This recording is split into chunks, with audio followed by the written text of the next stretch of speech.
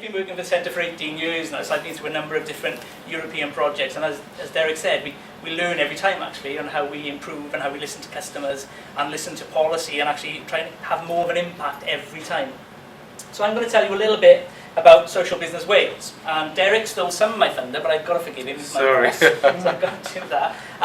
But basically we're a 3-year operation, and that's new terminology. We used to run projects, we now run operations. And that terminology has come from Europe, from the European Union. So we have to get used to that internally, that we're running operations and not projects. And that's a nod to our project sponsor at the back of the room there, working in WEFO, that I'm using the right terminology as a beneficiary of structural funds running an operation. And she's nodding, so that's good. That's a good start. Our WEFO PD is nodding. But the project is £11.2 million. Over 5 years, but we're initially running for 3 years, so we can check in on the effectiveness and the value of the project to make sure we are hitting what we need to hit. Before then, hopefully, we'll go on to deliver a final 2 further years of the project. Funded by European Structural Funds through ERDF, funded by the Department for Economy, Science and Transport, Mrs Hart's portfolio, and as Derek said, as a result really of the Co-ops and Mutuals Commission recommendation, this is why Mrs Hart picked this up really in terms of support for social businesses in Wales and some targeted match funding as well. And obviously through Mrs Hart's department and Business Wales, we are part of the Business Wales family in terms of providing services to businesses across Wales under that banner really. So that's the numbers of the project. The terminology is slightly different from last time, whereas we talked about social enterprises and we talked about employee-owned businesses separately. Actually, we pulled those together for a number of reasons. One reason was because of the social business initiative that was coming out of the European Union and the language that they use across the channel when they talk about social businesses. But also it allows us to market all the things that we want to do in one project. So when we talk about social businesses, we talk about cooperatives, mutuals, employee-owned businesses and social enterprises, and they are our target market to help them grow over the next 5 years and create new economic opportunities in their communities and create jobs, much needed jobs as well. And this is what we have to achieve as a Social Business Wales team, not on our own, because lots of you in this room working in partnership will help us with these targets. But we need to create 500 jobs in communities across Wales. And that seems like a daunting task. And when we started the Social Enterprise Support Project back in 2009, we had a target of 350 jobs. And that target was set before the downturn. And nothing gives me more pride than when we report to WEFO on our project closure report for that project that we created 394 jobs. And those jobs are in communities where lots of other people are not creating jobs. They're in our rural communities, they're in the northern ends of the valleys where I live. And that's really important to me and why I still work for the Wales Co-operative Centre for 18 years. That we create that economic value using structural funds to actually improve people's lives in those communities. If we create 10 jobs down in Cardiff and Newport, that's brilliant. But if we create 2 jobs in Aberdare, Hirwaun, in terms of Ammanford, that's real of value because it's really difficult creating those jobs there. So it is a big ask, but I know the team are up for it in terms of hitting that target and hopefully exceeding that target. We've got to support 500 businesses. You can read these figures here for yourselves, but the important thing for me is that we create those jobs, those businesses and the economic opportunities, and we grow those businesses. And the big difference for us is that this is about growth. The last project, we had to work with people who were looking to employ staff. This project is even more focused on actually growth and being proactive about growth and actually going into established social businesses, into the boards and saying, do you know what, where's the market opportunity over the next cycle, over the next 3 to 5 years? Where are we going to find this growth from? What can we do to help you grow that business and create those new jobs in those communities? So the criteria for people accessing support is listed here. And they must have growth aspirations. They must have an idea that actually they've got a new product or service that they're looking at, that they want to implement and have our help to support them to do that. They need to have identified stakeholders in terms of, so who's going to do this, who's going to lead this growth? Because if they're not there, we could spend quite a lot of time with it and it's not going to get where we need it to go. And this is a finite resource, and we need to target the finite resource where we can get the growth and the jobs from. We need them to be saying to us that they are looking to create jobs. And okay, we know there's a lead-in time when you create a job within a social business, which is why our job target figure in this current round was coming right at the end, because it takes a long time to create that job. But 2 years from when we start supporting them, we want to think that there's going to be at least 2 jobs created within that space of time, really. There needs to be trading activity, and those of us who've worked in the sector a long time, when we've seen people coming from the voluntary sector, the community sector, there's a lot of time and effort needed there to move them along, but we need to see that there is going to be trading activity there, because again, that's not going to be sustainable. So if somebody comes into us and says, can you just help us get a grant because we want to keep the community centre open, that's probably not one for Social Business Wales. That's one for partners in the CBC sector and more the community voluntary sector, because there needs to be trading and growth. And if we can create that, and that will to grow, that's great. That means we're doing our job. They come into us with one idea and they leave saying, actually, we thought of a brilliant idea, yes, we're going to do this. And the team can do that on the ground. Capacity and skill to deliver, but we realise that that's part of our job as well. That actually we'll be looking at where the skill gaps are, and we need to support them in terms of filling those skill gaps. Getting new people on the board and training board members and other stakeholders as well, how they do that. And obviously clear social objectives, and not having displacement with the private sector business. So those social objectives become really important when we're creating these new economic vehicles in the areas that we work. So how will we deliver it? It's one-to-one support, it's market development support and web-based resources. Again, finite resources. Going back 18 years ago when we said about doing stuff online, emails, we as a centre were saying we can't do that because people won't be able to access it. We live in a very different world now, and yes, people might need support to access online resources, but when you have got scarce resources, you have to use them effectively. So we really have to use web-based resources more effectively going forward, and continue to signpost people where appropriate to web-based resources. If I can talk about the growth, in terms of where the growth is going to come from within the social business sector, we've come up with growth principles in terms of that we want the businesses to consider. Expansion, diversification, collaboration and transformation. And when we talk about expansion, obviously that's where a social business is currently working in one market in maybe one local authority area. There's a new opportunity where there's a contract in another local authority area. They can do a regional based approach in terms of their sales and marketing strategy, and they can expand what they do, and they can take on 1, 2, 3 new members of staff, expanding an existing product or service that they're going to do there. And there's lots of examples of social businesses working within one local authority area, but actually accessing the health board footprint of lots of local authority areas and getting on that supply chain. Diversification, again, and we've got lots of experience in working with people like the care and repair sector, where you have a charitable organisation that has limits to its trade because of primary purpose trading activity, but actually there's a market, they've got a very strong brand which people buy into and trust, that actually by setting up a trading arm, they can diversify and set up a new product and actually earn money through that trading arm and bring that back and gift it back into the care and charity. So diversification is a huge one for us in terms of looking for growth within the sector, within Wales. Collaboration is actually where we get social businesses and private businesses to work together for their economic good.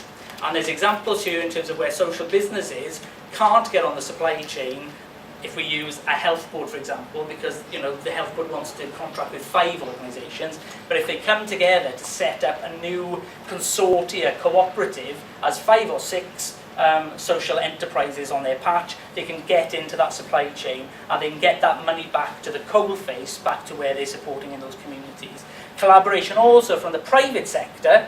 We've got big construction jobs within Wales in terms of Energy Island, in terms of the prison, in terms of tidal, I always say the barrage, it's not the barrage, it's the lagoon, the tidal lagoon. Huge opportunities for construction and the supply chain. Lots of our SME base wouldn't be big enough to be prime contractors, and historically, you know, you have a big prime contractor coming in, top slicing the profit, and controlling the supply chain of local SMEs. If the private sector collaborate, they can get into those large contracts and get more economic value, staying within Wales, which is really important, but more importantly within those regional sub-economies as well to do that. So a huge opportunity to grow within the collaboration agenda.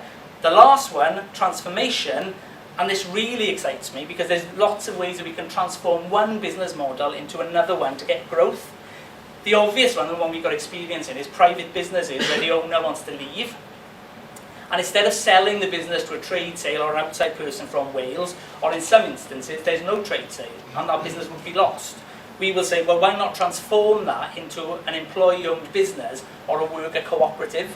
And actually, we save those jobs, we save that business, but more importantly, when the workers go home on a Friday, they are employed. When they go back on a Monday, they are owner-employers. So the harder they work, the more benefit they get from that. And I'm really excited by the growth potential of transforming that business model into employee-owned or a worker cooperative model.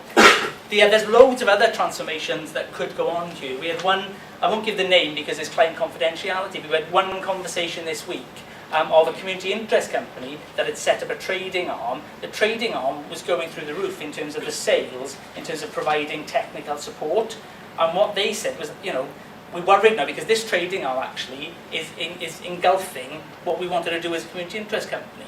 And we talked about transforming that trading arm into a worker co-op, where the workers buy that business for the going rate because it's a community interest company, so it's asset locked.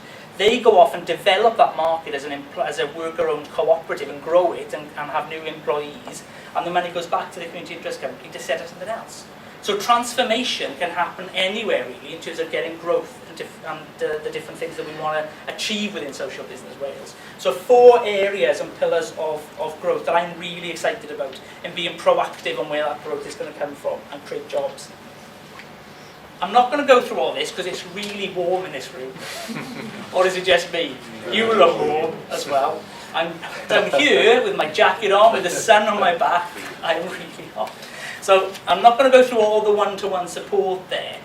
Catherine and the team can email the presentation out, and you can see the type of things that we're able to do when we go into the businesses on a practical level to support the growth of that business using one-to-one support.